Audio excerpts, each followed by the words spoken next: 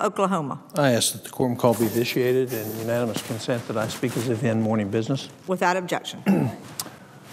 I'm coming to the floor now because we won't have an opportunity to debate on the payroll tax cut because the votes are going to be at 2:30 and that time is taken.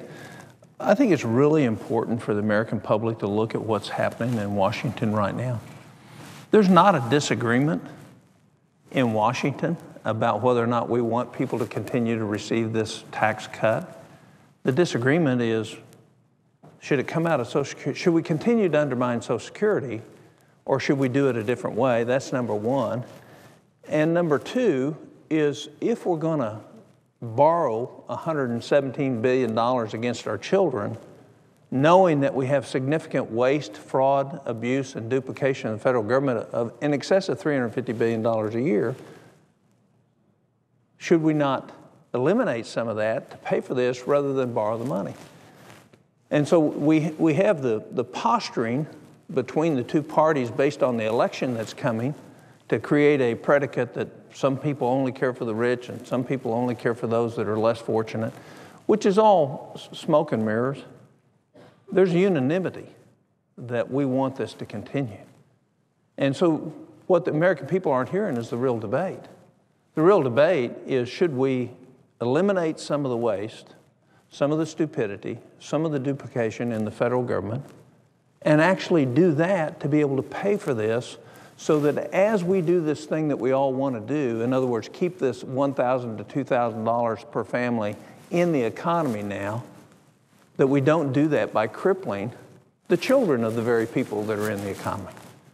It's a zero-sum game. Somebody's going to pay the bill sometime. And if it's us that refuse to do the hard work of ferreting out waste, duplication, fraud, then our service will have been in vain. Because what we're really doing is transferring the responsibility for us today to our children. And actually, it's going to come double-fold, because the way this bill is lined out is we're going to borrow the money in the market to pay for this continued decrease in Social Security taxes. We've already stolen $2.6 trillion from Social Security. Congresses have the last 20 years. And when we borrow that money and put it back in, there's no reduction in what's owed. So our kids are going to actually get to pay for it twice. They're going to pay for it now with the new debt we're taking, and the fact that that new payment wasn't recognized as a reduction in that, they're going to get to pay it again. So it's really going to cost our children $250 billion. The lack of honesty in talking plainly with the American people, they know we're in trouble. The question is will we be honest with them, treat them as adults in terms of how we go about solving the problems? And you hear the mess, the press takes advantage of that. There's not a lot of difference between the senator from Ohio who just spoke in terms of what we want to do in terms of protecting seniors.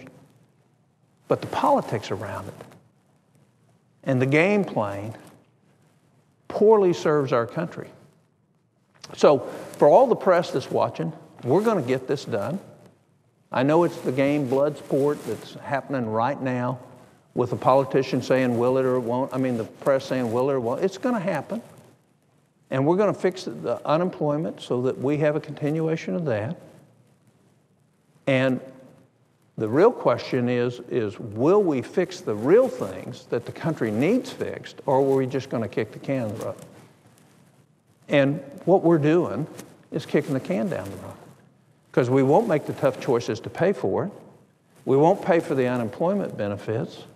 The first 26 weeks is what's earned. That's what people contribute to. We're up to 99 weeks. That comes directly from the American taxpayer, but it doesn't come from the American taxpayer. It actually comes from the future American taxpayers. So some real questions ought to be asked. What's the game being played in Washington by both sides? Trying to get an advantage in the next election as our country drowns in debt. We continue to further mortgage our children's future, and we continue to treat the American people like children rather than the adults they are. Everybody knows everyone's going to have to sacrifice. Everyone. Does that mean we're going to abandon the social safety net? Absolutely not. Does that mean the 62-year-old individual that's trying to get on Medicare is not going to get there? No, they are. So the tactics of fear that something's not going to be there, as a conservative, fiscal conservative, constitutional conservative, I want us to fulfill our obligation both to the promises that we've made, but to our ultimate oath that we came here, which is the Constitution. You know, Thomas Jefferson said you should never borrow money for which you have not laid a tax to pay for it. I mean, that's the founder, one of the founders of our country. We would do well to go back and visit the wise and prudent advice of our founders. And you just don't see that or hear that much anymore in the United States Congress.